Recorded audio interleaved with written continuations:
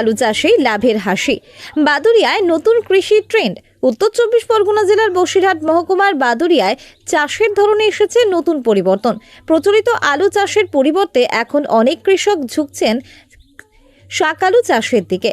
কম খরচে ভালো ফলন ও বাজারে সন্তোষজনক দাম, সব মিলিয়ে শাক আলু চাষে লাভের মুখ দেখছেন এলাকার কৃষকরা। স্থানীয় কৃষক কৃষ্ণপদ মণ্ডল জানান, শাক আলুর বাজার দর ভালো থাকায় এই চাষে বেশ সুবিধা হচ্ছে। এই যে ফল হিসেবে খাওয়ার দিক থেকে এটা খুব ভালো। শশা ছাড়া এতে শতগুণ ভালো। লাভবান সবাই করে, একটু ফলন বেশি হয়, বীজ ভালো হলেই হয়, নালি আবার দাম পাওয়া যায়। এই বছরটাই আছে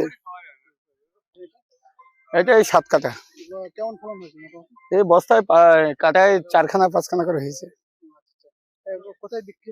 এখান থেকে তো হচ্ছে বসিরহাটে তোমার ডগে হাট হয়, হাটের থেকে ওখান থেকে সব ভাড়া হয়ে আস্তে আস্তে হাতে হাতে যায়, কলকাতাতে সব জায়গায় যায়।